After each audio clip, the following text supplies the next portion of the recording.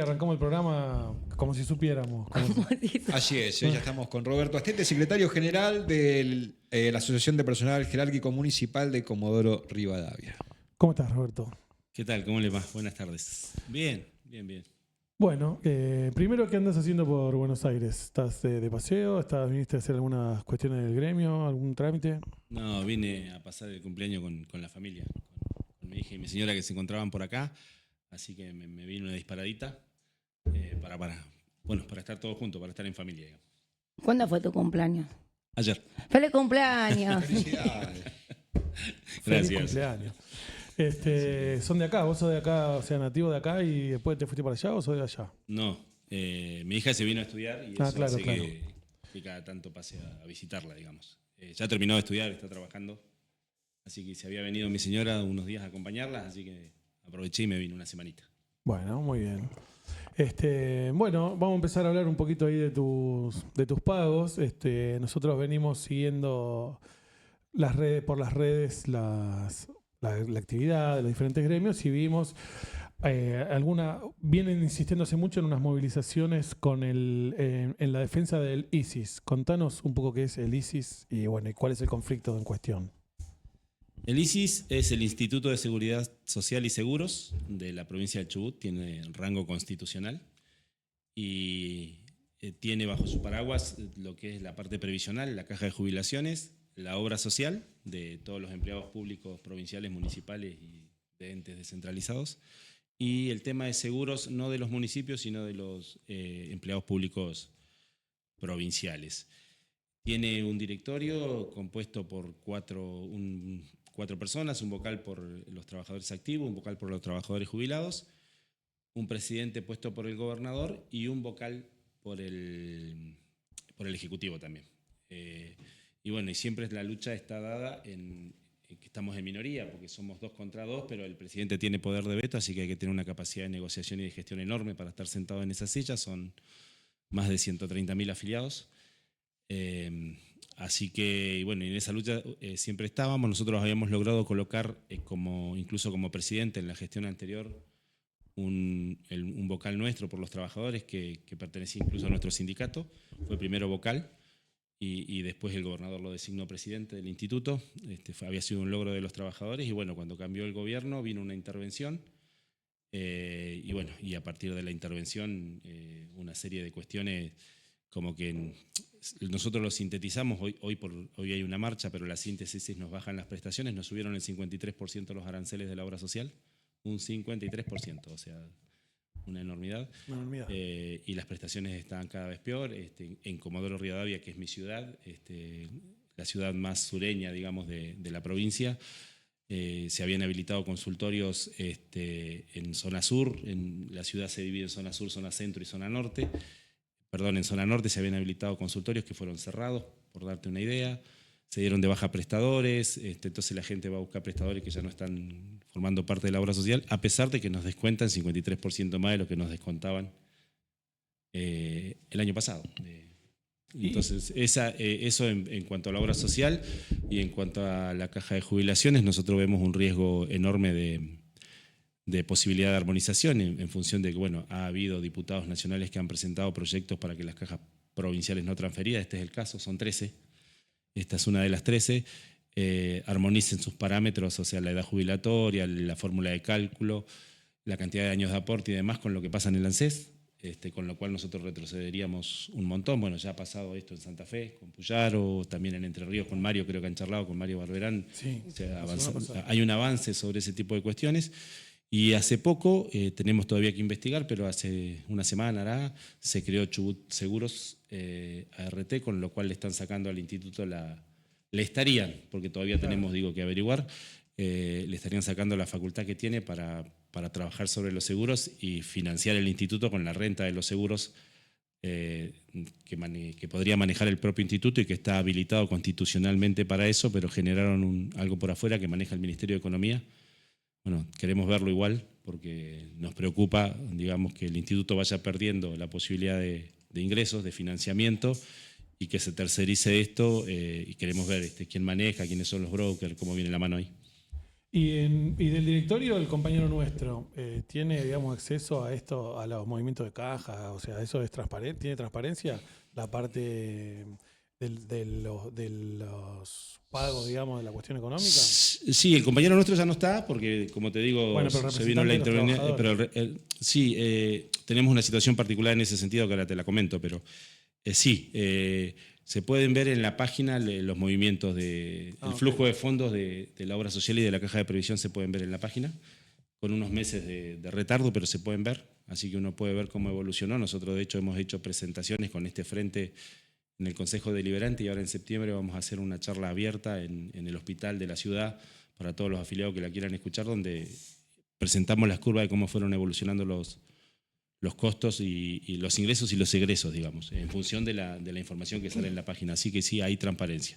Después, respecto del representante, no, ahí tenemos un problema enorme, jugó en línea con el gobernador. Estamos todos tratando de apuntalar a la representante de los jubilados, que en verdad es la única que representa a los trabajadores y que queda encerrada entre el local por el Ejecutivo. Así que no, el compañero que asumió ni siquiera atiende a los trabajadores. Llegó y de hecho tienen un problema ahí porque ahí había un gremio propio que se llama APISIS, de los afiliados del ISIS, de los trabajadores del ISIS, y bueno, empezó a afiliar para su propio gremio, puso el jefe de personal. Fue todo un tironeo al principio, horrible, espantosa las cosas que se vivieron en ese momento. Nosotros hicimos presentaciones como frente y lo tuvieron que bajar porque era todo ilegal. Habían puesto un jefe de recursos humanos del gremio de él, amigo de él, no respetando la carrera de los compañeros que están en la obra social, en la caja de jubilación, digamos, los que vienen en el instituto llevando carrera y poniendo, bueno, todo eso pasó. Hay un clima feo dentro de la obra social en ese sentido. También por eso tenemos el frente, digamos. También se contrataron auditores virtuales, que los compañeros, la caja tiene 11 auditores en sede central, y se empezaron a dar cuenta cuando se metieron en el sistema que había gente que autorizaba cosas que no eran ellos. Así se manejaron, digamos, y cuando averiguaron hay de 3 a 4 auditores virtuales que manejan todo lo que es medicamento de alto costo. Ustedes entienden lo que es el negocio del medicamento de alto costo y la parte de laboratorios, y bueno, estamos hablando de un tema muy en boga y muy crítico, y todos sabemos cómo es ese negocio, digamos. Entonces, en ese sentido se contrataron auditores particulares que no son de la zona y, bueno, no entendemos por qué. Entendemos, pero no entendemos, digamos, ¿no? Claro. Entonces, bueno, todo eso generó un clima entre los auditores. Había gente que había sido separada del cargo porque estaba con sumario en su momento por cuestiones que tienen que ver con posibles prebenda con prestadores y demás, y volvieron para darte prestadores que habían sido de baja por sobrecostos y volvieron.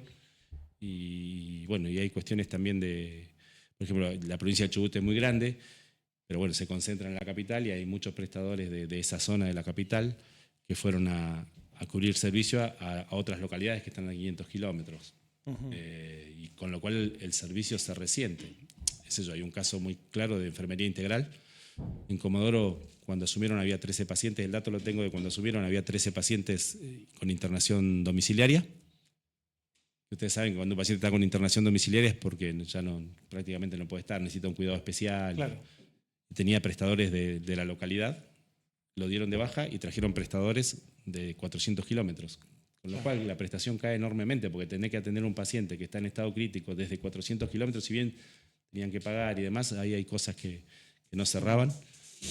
Bueno, esas cosas pasan y por eso el frente, digamos, y por eso la lucha que ustedes ven que es permanente desde hace tiempo, tratando de que no nos armonicen la caja, de no perder la caja y tratando de que a los compañeros no lo ven y tratando de mejorar las prestaciones de la obra social que se van cayendo cada vez más.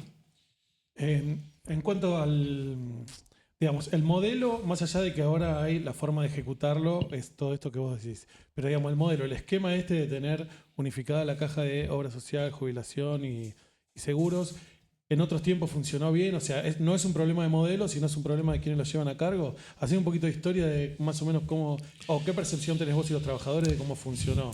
Hoy son las dos cosas. Nosotros siempre cuestionamos el modelo y de hecho nosotros hemos presentado como frente un proyecto de ley, no recuerdo si en el año 2017, 18, por ahí fue, que fue aprobado por la legislatura, que el gobernador de ese entonces lo vetó, porque cuestionábamos el modelo de directorio. Nosotros queríamos tener, teníamos que tener 3 representantes, uno cada 20.000, digamos, lo cual daba 3 representantes, uno cada 20.000 activos, lo cual daba 3 representantes en ese momento y se repartían por zonas, digamos, de manera tal de que el vocal, por los activos, no estuviera tan preso, porque tener que atender 130.000 situaciones de afiliados es muy difícil porque la salud demanda. Ustedes, bueno, lo conocen acá, te llaman a cualquier hora, necesitas una ambulancia, se enferma alguien, entonces no podía salir del escritorio y atender a cualquier hora demanda permanente de temas de salud. Entonces, teniendo 3, vos podías dejar 2 sin perder el quórum y uno que alternadamente recorriera la provincia, fuera a ver los problemas, o sea, mejorara el sistema. Todo eso se había logrado, se votó una ley, se aprobó por la legislatura, el gobernador la vetó, se insistió, el gobernador la volvió a vetar, cosa que no podía hacer, se judicializó, se ganó en la justicia y en todo ese proceso cambió la legislatura, cambió la proporción de poder en la legislatura y volvieron a sacar la ley anterior, con lo cual volver a empezar nunca se pudo implementar. Lo habíamos logrado, pero no se pudo implementar porque la legislatura lo volteó, la nueva legislatura lo volteó. Con lo cual sigue el gobierno de turno, que es un problema de modelo eso, teniendo el poder de veto y casi el manejo de la caja si vos no tenés mucho poder de negociación, mucha cintura para poder manejarte. A mí siempre me parece esto, cuando pasan de que quieren nacionalizar las cajas, las provincias, me parece que, porque es esto, nacionalizo la caja, ¿no? La plata que me debe Nación, porque la plata esa ya se debe, y es anterior, no la puede devolver a una caja que ya no existe. ¿Quién se la queda? Bueno. Ese es otro tema, vos sabés que... Porque Nación le debe plata a todas las cajas provinciales. Claro, hay una ley que es de la época de Macri, la 27260, que es de compensación de los déficits de las cajas no transferidas, que hace una simulación de cómo se cubre el déficit del ANSET y con una fórmula similar cubre los déficits de las cajas no transferidas. Nación. Para ser equitativos, digamos, eso...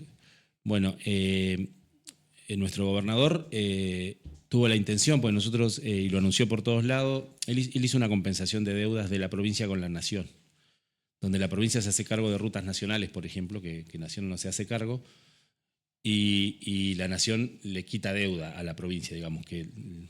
Pero en esa compensación metió entre 55.000 y 60.000, dicho por él, está en todos lados eso, la prensa, entre 55.000 y 60.000 millones de pesos, que correspondían a este déficit y a la transferencia que tenía que hacer el ANSES a la provincia para nuestra caja. Nunca llegó. Y entiendo, porque ahora volvió a anunciar hace poquito, hace una semana, esto de las obras, que probablemente esa plata se esté usando en obras viales o se vaya a usar en obras viales cuando corresponde a los jubilados. No a las obras viales. A las obras viales la tiene que hacer Nación si son rutas nacionales o provincias si son rutas provinciales. Y los jubilados hay que sostenerlos desde la caja y la plata que tiene que venir a la caja aparentemente se va a compensar. Eso dicho en los anuncios. Después nosotros vimos, esto fue hace un tiempo, nos pusimos a ver el acuerdo que se firmó entre provincia y Nación y no está taxativamente mencionada esta deuda. Entonces seguimos insistiendo con que eso no pase, porque hasta ahora no pasó, pero evidentemente la intención está porque el gobernador lo anunció. Sí, que además, digamos, es una muestra de mal ejercicio de la administración. Si tuviera que recibir caja para hacer obras que corresponden a la provincia, más allá de la ilegalidad y del saqueo, digamos, ¿no?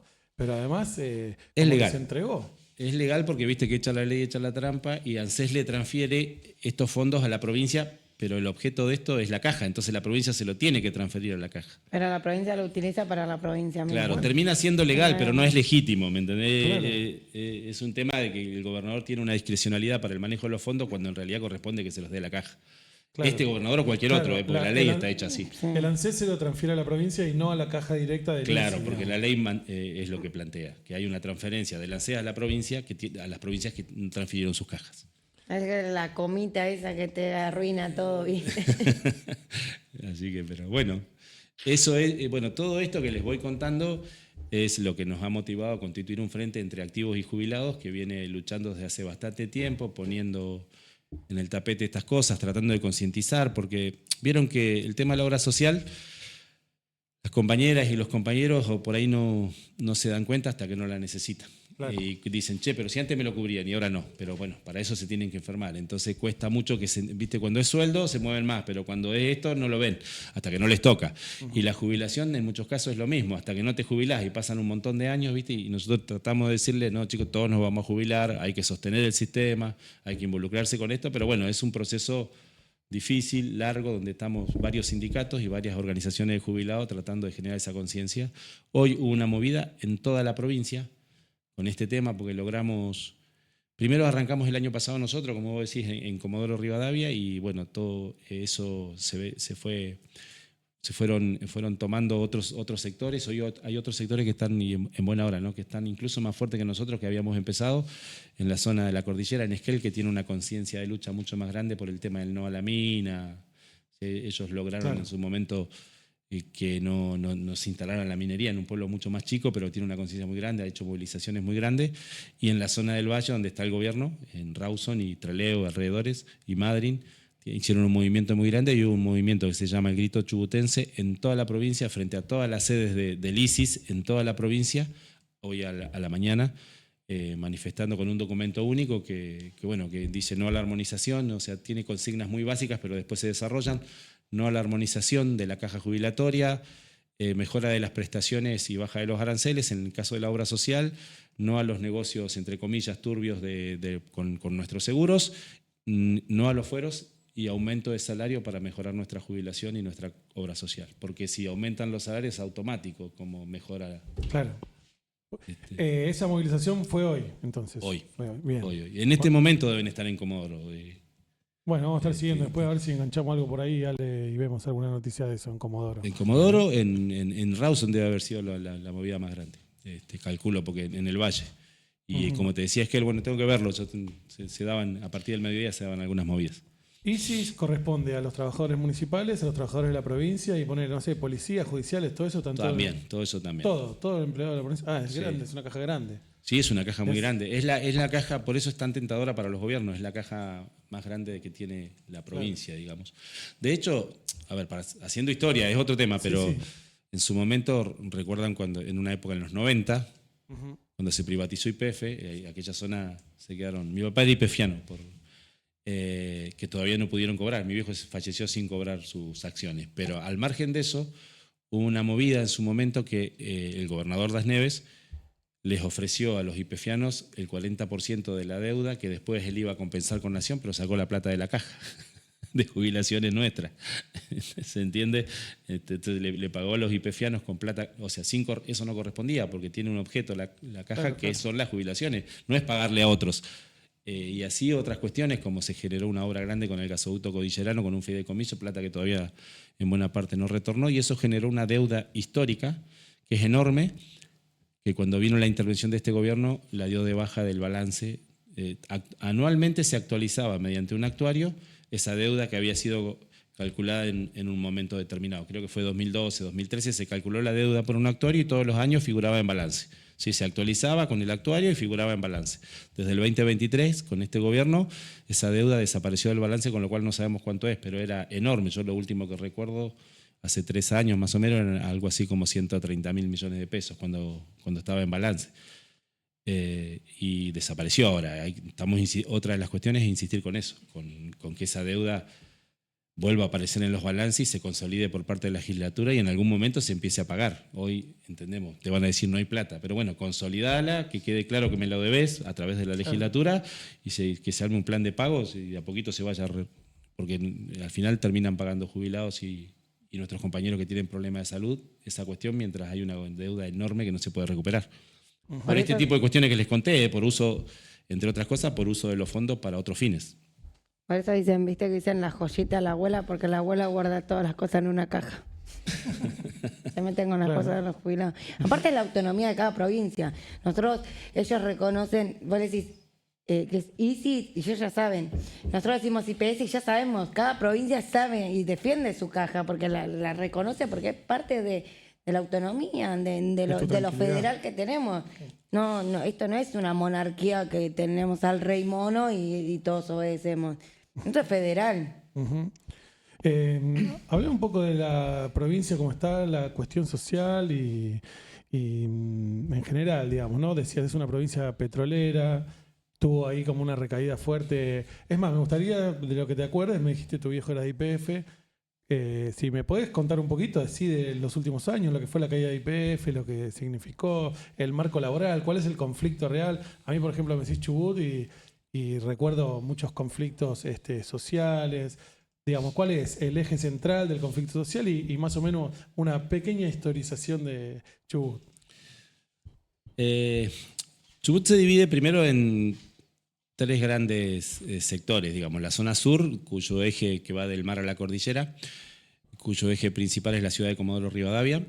En Comodoro es eminentemente petrolera, es donde se descubrió el petróleo en el país en el 1907, y en la medida que te vas yendo hacia la cordillera son pueblos cada vez más chicos que viven, son chiquitos, que viven de la ganadería en algún caso, de la administración pública y algo de agro, muy poquito de agro.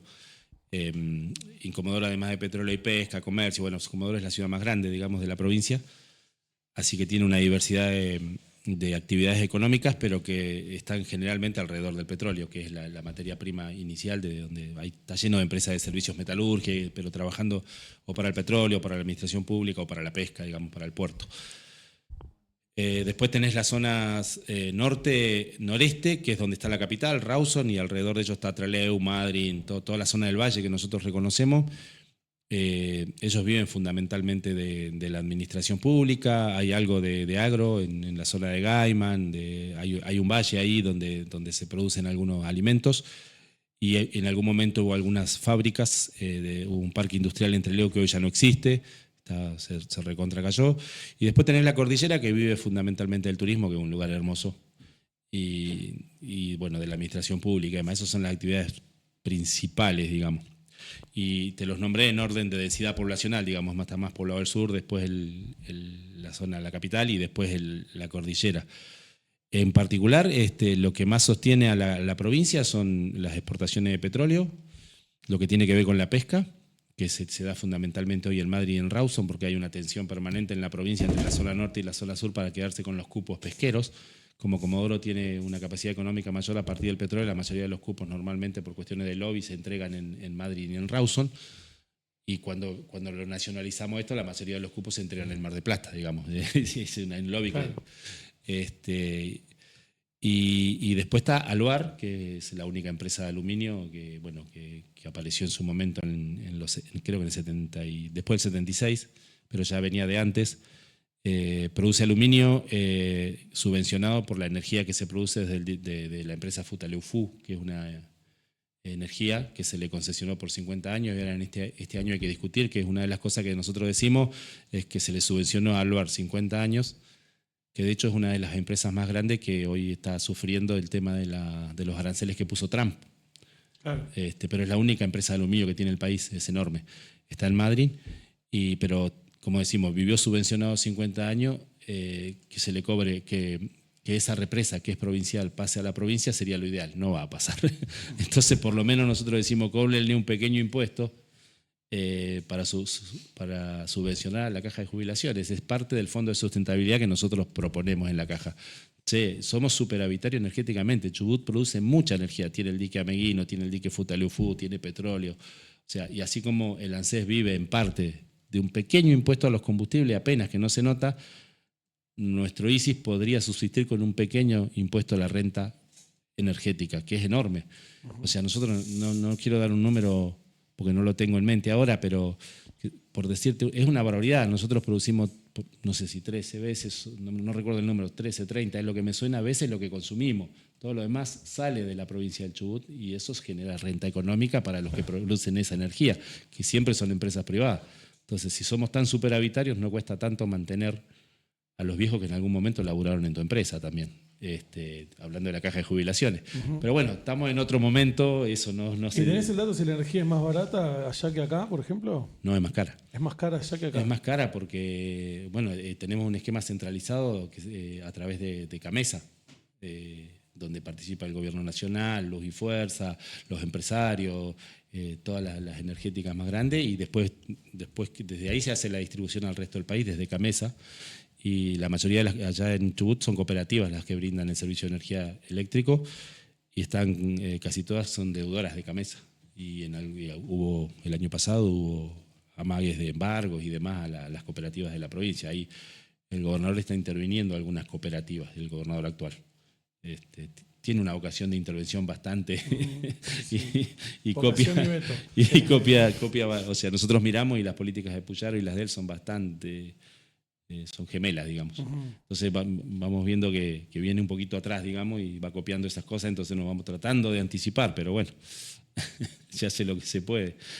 En este sentido de la visión de sociedad y de tipo de gestión de gobierno que tiene el gobernador, habíamos estado viendo noticias respecto de que hay algunas modificaciones, no sé si es en el Código Civil o me habías dicho que hay que quiere sacar los fueros, que quiere modificar la Constitución, ¿digo bien? Sí, modificaron la Constitución, ese es un temón.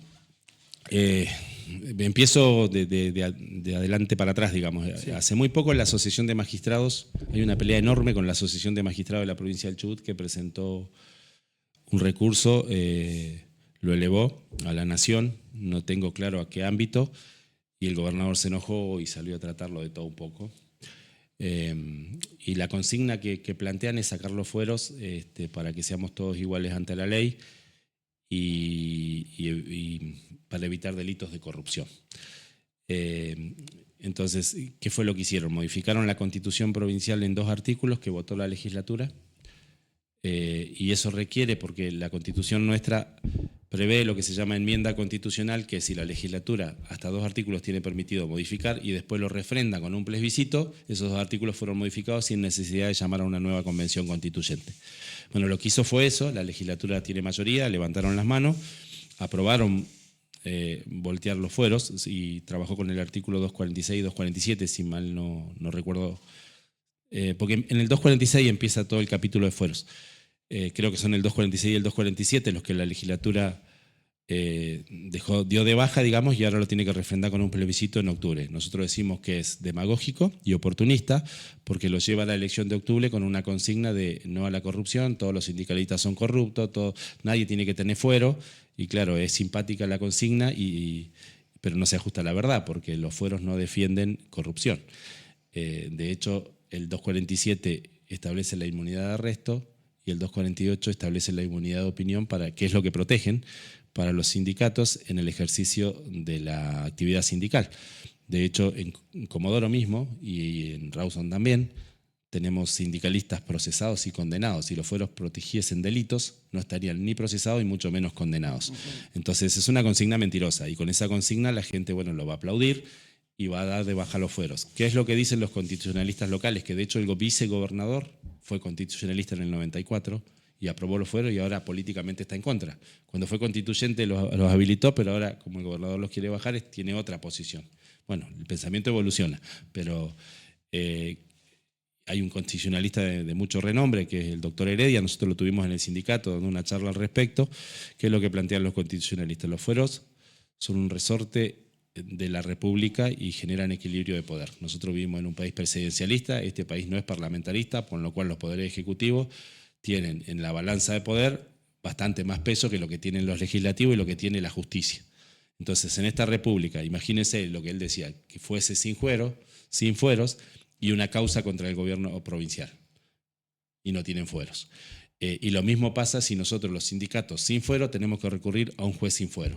¿Quién va? Contra la provincia. Claro. Entonces, lo que nosotros decimos, lo venimos diciendo desde el frente y de varios, los públicos más que nada, sin fuero va a ser muy difícil ejercer la posibilidad de representación porque se determina la inmunidad de opinión. Si vos levantás la voz un poquito más alto, te van a hacer una causa. Y se te termina la inmunidad de arresto. Entonces, si vos haces una manifestación, una movilización, una marcha, un paro, te van a agarrar a la policía, que de hecho, Comodoro, la provincia está plagada de policías. El otro día inauguraron la ciudad judicial, tenían una marcha de los judiciales y no se podía pasar en no sé cuántas cuadras de la redonda con cordones policiales. Y vos decís, ¿dónde salieron tantos policías? Yo no podía llegar al sindicato porque la ciudad judicial está frente al sindicato. Y vos decís, un gasto enorme en policías. Y bueno, y no vamos a poder ejercer la actividad sindical. Va a ser muy difícil a alguien que se largue. Necesitas un mártir que se quiera inmolar porque sabe que va a ir en cana Claro. por no tener fueros. Eso en cuanto a nosotros. Y los jueces, como te decía, dicen, nosotros sin fueros va a ser muy difícil. La Asociación de Magistrados hizo una presentación de anticonstitucionalidad que la elevó a la Nación, y bueno, el gobernador está muy enojado con eso, y nosotros estamos militando que la gente conozca la verdad, que los fueros no protegen delito, que es una consigna que no se ajusta a la verdad y que es una consigna oportunista, demagógica, para ganar el beneplácito de la gente y el voto en octubre. Bueno, hay mucho de eso hoy. Sí, mucho de eso. La posverdad y o sea, lo que dicen las redes en contraste con lo que es la realidad, ¿no?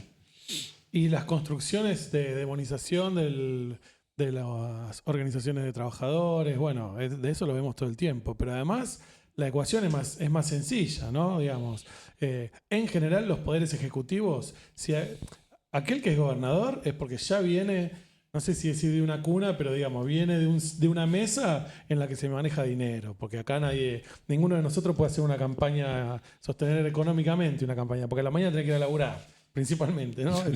Entonces ellos son los que pueden. Si vos tenés el poder económico con el poder del Ejecutivo del Estado de un mismo lado, bueno, sí, es medio más que esa balanza, ¿no? Si imagináramos la estatua con la venda y la balanza. Los dos platillos, está una No, porque ellos confunden que uno tenga inmunidad con impunidad. Es lo que yo siempre le hablo a los compañeros. El delegado tiene inmunidad, no impunidad. Entonces, pero quitar los fueros te deja en desigualdad. Ya directamente hoy en pero aparte día estamos retrocediendo 100 años. O sea, esto ya pasó, muchachos.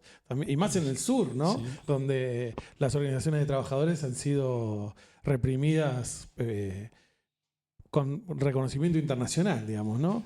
Y sí, la Patagonia Rebelde, la historia de la Patagonia Rebelde, digamos. Para empezar, hubo un montón de luchas, pero bueno, esa es la Patagonia trágica. La más simbólica, claro. Sí, la más simbólica. Del año 20. Y que a la vez también va en contra de lo que ellos predican, de la libertad, seamos libres. Sí, apuntan al individualismo, porque el sindicalismo es esto. Siempre vos vas a tener a alguien que te apoye. Entonces vas a ser solo. Uno solo lo podés voltear. Aparte va a llegar estos momentos. No, mirá, si lo metieron en cana a él, que es secretario general, mirá si yo le hubiera a reclamar algo. Porque lo ponen ahí, tipo generando el precedente, el miedo. Y este mecanismo de ahora de resolver lo político con la justicia y con la fuerza policial, ¿no? Que con todos los defectos que tuvo el gobierno de Néstor y después el de Cristina, habíamos logrado como un cierto consenso de que los problemas políticos se tienen que resolver de manera política, ¿no? Y no por la fuerza. Bueno, creo que hay un retroceso con eso y hay un intento además, sí, me sale la palabra domesticación, no es la que estoy buscando, pero es eso, digamos, es de un disciplinador. Disciplinar a los compañeros trabajadores, porque aparte te están llevando a una situación en la que es casi inevitable protestar, ¿no? Porque te quieren tocar la caja de las jubilaciones y de la obra social y después te quieren que no te quejes. Claro, y con el discurso de que no van a vivir del Estado. Bueno, deja que la provincia haga lo que quiera. ¿Qué te metés con lo que hace con su fondo? No, todos generan estas irregularidades también, porque si hay algo que tiene, es que el de Estados Unidos, no sé, que dijo que iba a venir a intervenir las provincias. Andá, lavate el pelo. ¿No? Bien, me asusté. ¿Qué quieren venir acá a investigar, a auditarnos? ¿Desde cuándo? Aparte, si vos pregonás la libertad, ¿cómo vas a ir a auditar una provincia? ¿Tenemos, Ale, algo o mensajes o noticias o algo? Tenemos imágenes de lo que fue la represión en el día de ayer a trabajadores de la salud que se manifestaron en la puerta de la Secretaría de Salud de la provincia en el marco del paro de 24 horas convocado por el Sindicato de Salud Pública, que también compartieron las redes del Sindicato de Comodoro Rivadavia. Mira, bueno. Eso es frente al Ministerio de Salud en Rawson ayer. Para era el que dijo que se le iba a llevar puesto a Milei, que te acordás que lo aplaudíamos todos. Al principio apenas asumió Milei a los 5 días. Sí, con los petroleros. Claro. Arriba de un camión que iba a cerrar la válvula de gas y... Sí, los voy a dejar a todos sin gas y van a venir uno por uno. Bueno, echaron 5.000 trabajadores petroleros en Comodoro y no cerró ninguna válvula. Y no. y vamos a empezar a notar esa cuestión dentro de un año o dos porque los echaron con el 120% de indemnización. Eso le va a durar 12 meses, un sueldo por mes. El año que viene veremos cómo eso va a repercutir fuertemente en la ciudad y en las arcas públicas sin duda también, o sea, en lo que a nosotros respecta, ¿no? Y ya estuvo, porque ya estuvimos con ¿te acordás que el año pasado fue que faltó gas? Sí. Y faltó combustible. Pero Venezuela bueno, éramos ahora, con el gobierno anterior.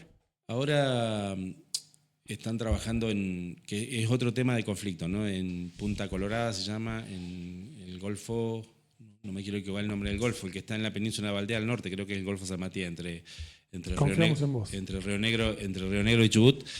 En el área de Río Negro, por ahí la idea es exportar en esos barcos que comprimen gas que venga de Vaca Muerta y gas que llegue de la cuenca donde estamos nosotros, de la cuenca del Golfo San Jorge, a través de, se firmó un convenio, el gobernador Torres firmó un convenio con PAE para extender el contrato 45 años, reduciéndole al 50% las regalías. Y el contrato dice que tienen la obligación de perforar 5 pozos, 1 por año, para ver si tenemos un segundo Vaca Muerta. O sea, entre comillas, ojalá se dé, pero son espejitos de colores, digamos. Pero ya firmó a 45 años la extensión del contrato y le redujo ya, así como a nosotros nos aumentó el 53% el valor de la obra social, a la principal productora de petróleo del país le redujo, no me quiero equivocar, de la zona, la principal productora de petróleo de la zona y muy probablemente del país, le redujo el 50% de la regalía en el caso del petróleo no convencional, sin consulta alguna a nadie, digamos, cuando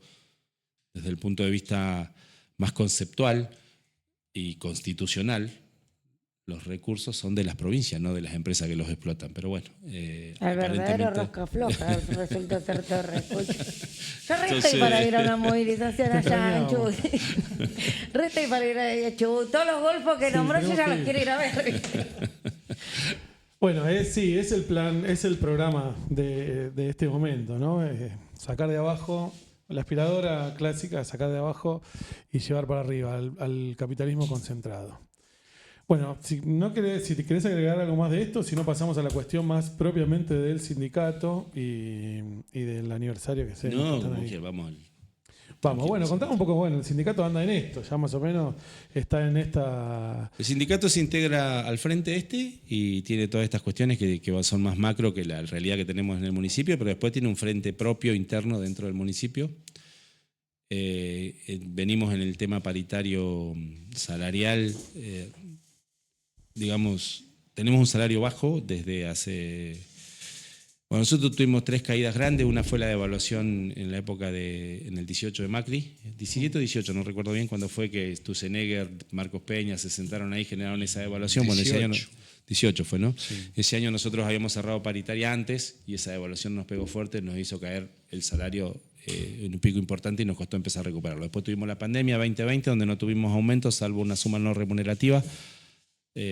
Por lo cual estuvimos en la calle. En el 19 estuvimos en la calle porque no podíamos recuperar lo del 18. En el 2020 volvimos a estar en la calle por el tema del no remunerativo y después el golpe de diciembre del 23 con esta devaluación también con la inflación de 240%, que ese año nosotros lo terminamos de cerrar en marzo del 2024, el año siguiente, con un 142% de aumento, pero la inflación fue de 211, si mal no recuerdo.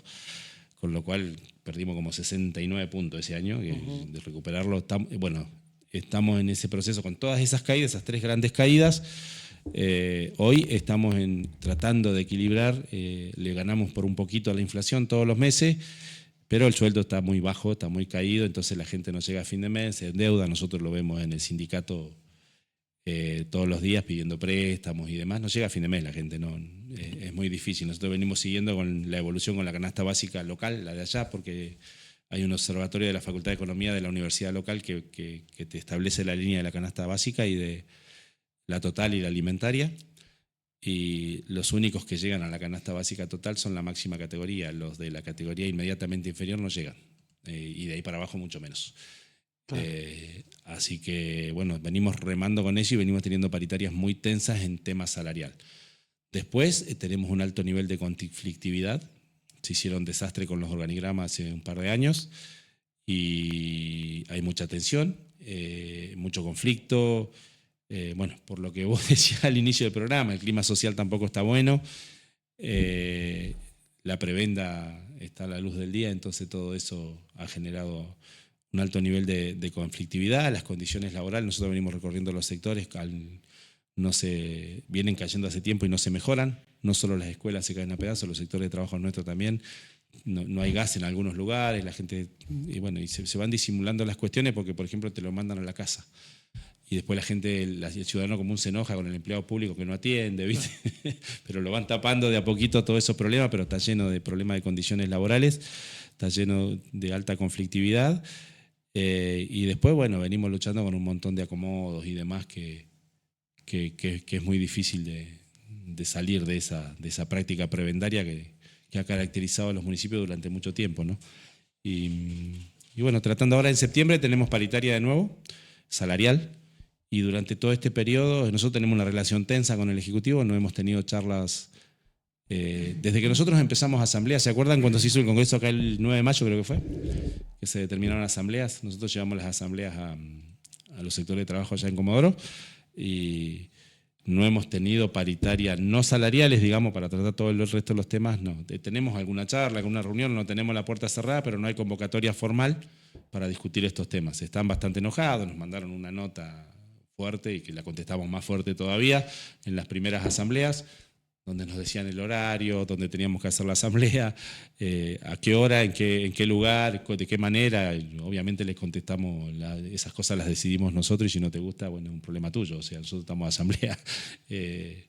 Porque además habían pasado, fuimos bastante irónicos en esa respuesta porque en algún momento ellos dieron todas las licencias, obligaron al personal a tomarse todas las licencias atrasadas.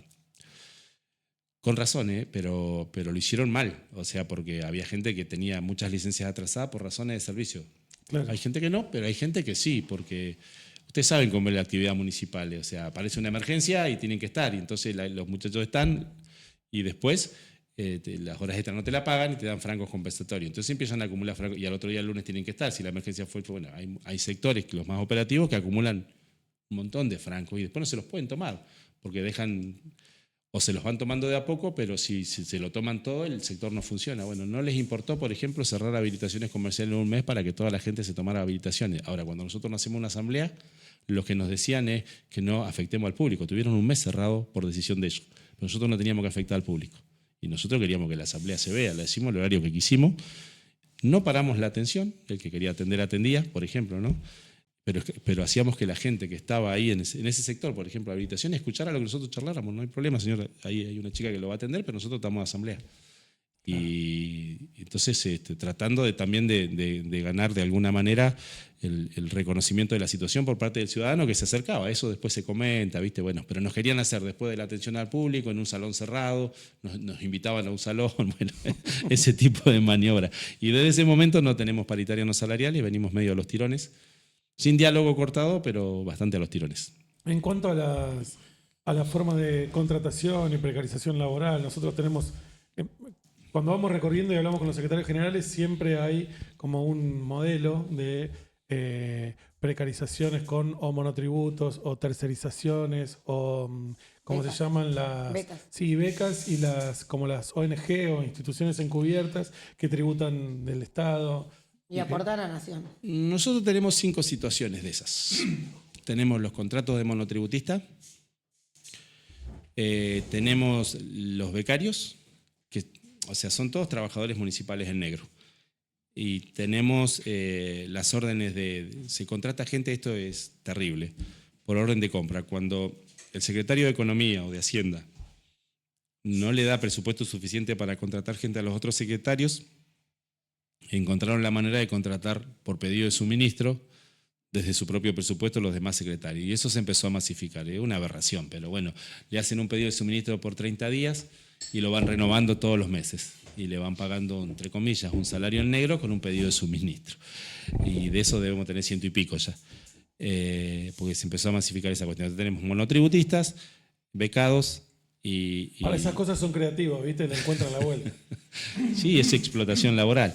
Aparte de eso tenemos cooperativas que vienen, pero que no son empleados municipales, y tenemos talleristas que cubren un determinado, fundamentalmente para cultura, que cubren un determinado horario, dan clases en las escuelas, no terminan siendo empleados municipales. Algunos sí, pero la mayoría no, porque son contratados. Y muchos becados en el área de deportes que con 2 horas de beca o 3 horas de beca van y dan clases en los gimnasios, en las escuelas y demás. Pero hay muchísima precarización y es una pelea que venimos dando y bueno, una de las últimas notas que les planteamos es que lo que queremos tratar con prioridad es ese tema, porque nosotros veníamos en un proceso del 2012 en adelante de regularización de estas situaciones que se cortó en el 2023. Y lo queremos retomar, hay una ordenanza, pero la ordenanza, ¿viste cómo son las ordenanzas? Por única vez, dice, y se van repitiendo por única vez, entonces no te da la posibilidad de aplicarla de continuo, si bien es un antecedente, pero tenés que ir a pelearla judicialmente. Entonces venimos negociando que se vuelva a aplicar esa ordenanza y ellos dicen que no es válida, que era por única vez y ahí estamos.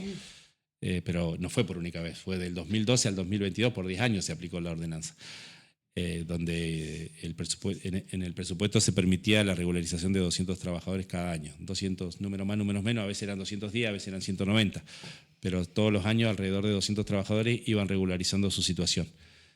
Creo que es la principal pelea, porque eso desfinancia las cajas, precariza la situación, sí, y los tienen de rehenes. Yo tuve una discusión en particular con el intendente anterior, no, con el anterior, en el 2019. Se fue muy enojado conmigo. Justamente por eso, por ese tema, porque generalmente los becados son personas muy vulnerables en general. Entonces el intendente lo que quería, muchos respondían a él, vamos a ser claros en eso, pero lo que él quería, a pesar de que respondían a él vino con el planteo de hay que regularizar las becas. ¿Y qué era para él regularizar las becas? Pasarlo a monotributista. ¿Y qué era para nosotros regularizar las becas? No, metelo en el esquema y pasarlo a planta transitoria y después a permanente, pero no le hagas toda la escalerita. El día que la persona llega a la planta permanente no tiene tiempo material para aportar a la caja y para jubilarse. Pasarlo a transitoria, no le hagas hacer la escalerita, porque mientras los mantienen en la escalerita, los tienen de rehén. Claro. Ese es el tema, es de ellos, es del intendente de turno, porque si no te echo, si no vas a la marcha, si no vas acá, te termino echando. Entonces, esa fue una discusión. Se enojó conmigo, veníamos relativamente bien, y por eso se enojó conmigo, porque él quería sí o sí eso, y yo no quise firmar, y no firmé, y se enojó muchísimo, al punto de quererse a las manos, pero públicamente, en un acto público.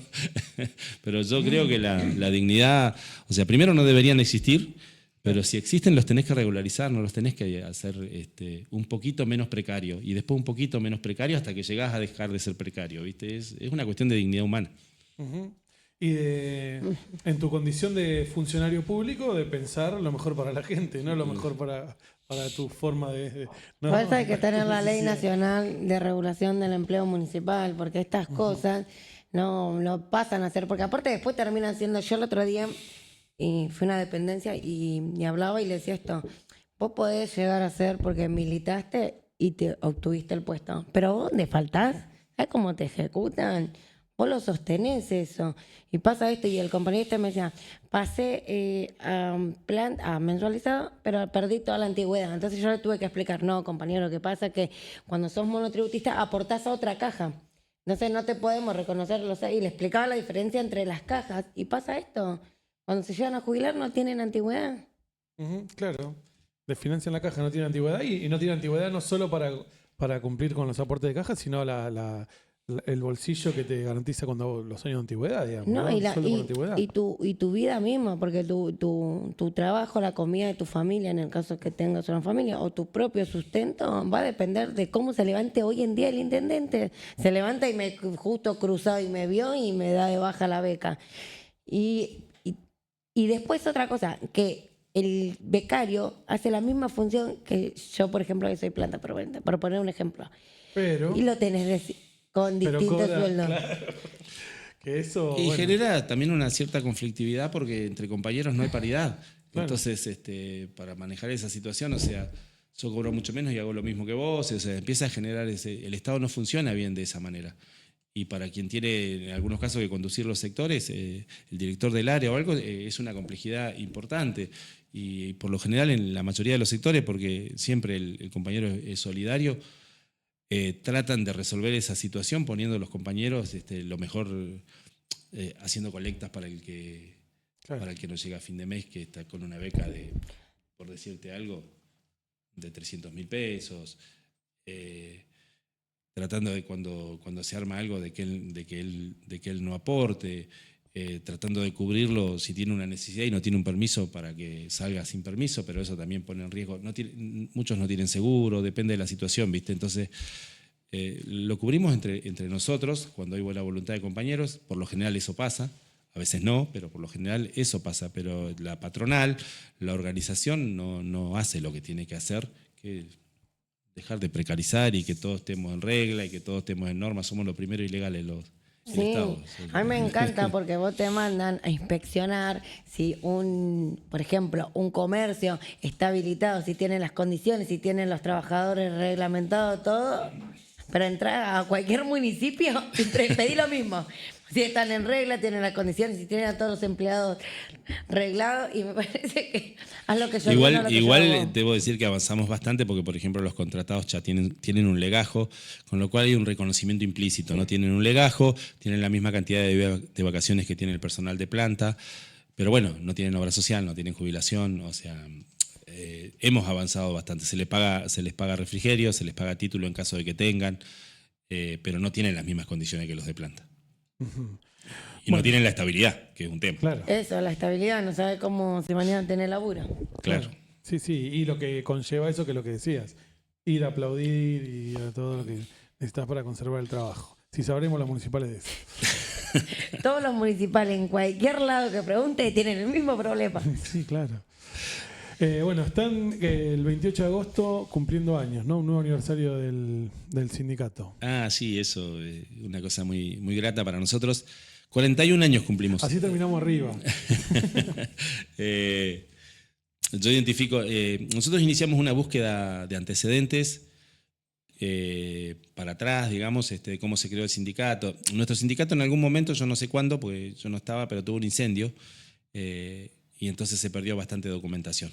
Y yo identifico 3 etapas, que es la etapa inicial, primigenia, cuando estuvieron los fundadores. Después hubo una etapa de más o menos 30 años que lideró quien me precedió en el cargo de secretario general. Él estuvo 28 años como secretario general y bueno, toda esa generación, y después venimos nosotros. Esas son las 3 etapas que identifico. Y nosotros empezamos, como te digo, una búsqueda de antecedentes y descubrimos varias cositas, o sea, conversamos con ellos, fuimos a buscar cosas al Ministerio de Trabajo, fuimos a los diarios de la zona a buscar antecedentes y descubrimos una serie de cositas. Por ejemplo, cuando fue cuando se le dio la inscripción gremial al sindicato, cuando empezó a hacer, bueno, y todo eso fue un 20 de agosto. Así que por primera vez, creo yo, de acuerdo a lo que buscamos, pues no tengo toda la historia para atrás y si alguna vez se festejó no quiero mentir, pero desde que yo tengo noción y desde que los que estamos ahora tenemos noción, creo que es la primera vez que vamos a hacer y vamos a sacar a los 7 fundadores que hemos identificado, que tienen sus anécdotas, están bastante viejitos. Ayer estuve hablando con una compañera que estaba muy emocionada y que está incluso ciega ya, pero que dijo que iba a hacer todo lo posible por ir. Así que bueno, estamos muy contentos con eso. Hicimos todo un mes de actividades. Hay una muestra fotográfica que se inaugura hoy, que se llama PJ y sus luchas, en la sede del sindicato para que los afiliados lo vean. Hicimos una movida que se llama Tejiendo Redes, que es para que compañeros y compañeras que tienen, fundamentalmente compañeras, son más emprendedoras, que tienen emprendimientos propios, puedan hacer la muestra en nuestro sindicato. No es una feria, es una muestra para compartir un rato ahí.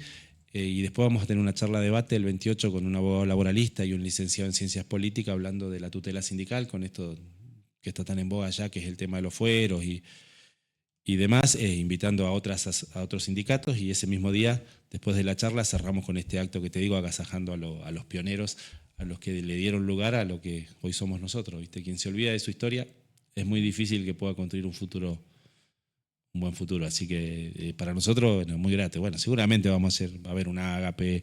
Bueno, la vamos a pasar bien ese día. Claro, hay que festejar, hay que celebrarlo. Bueno, vamos a estar ahí siguiendo. Pensé que íbamos a estar ahí, que íbamos a viajar. No. Una emoción ya tenía. Yo, por las dudas siempre me anoto, pero no creo que estemos ahí.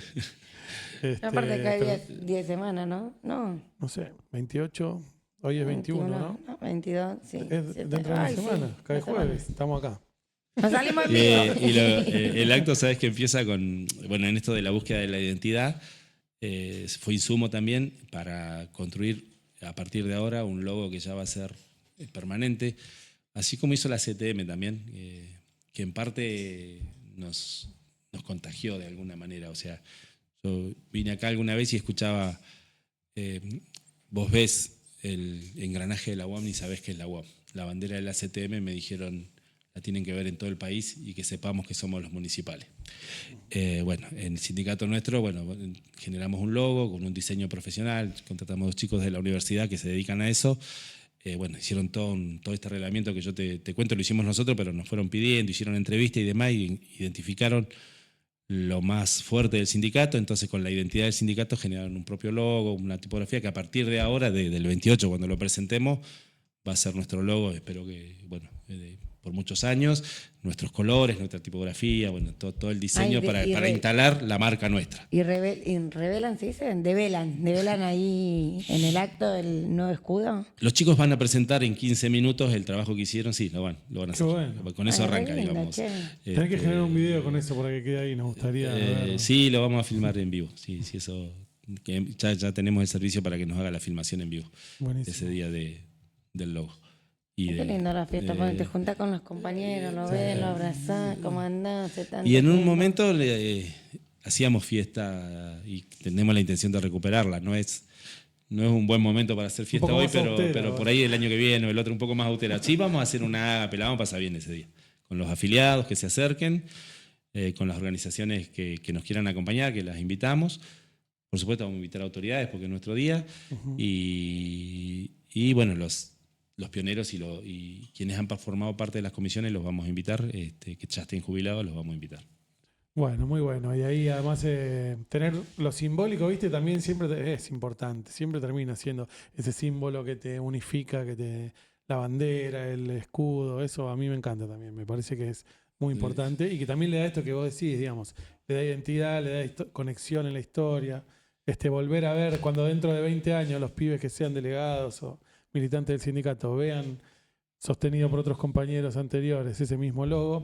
Yo cuento una chiquita. Yo tenía, cuando empecé acá a ser delegado, un prejuicio con un compañero particular, ¿no? Que grande, o sea que era como 2 generaciones más. Y yo decía, esto, ¿viste? Te comés cuando sos pibe, pensás que sos vos sos la revolución y los otros son todos.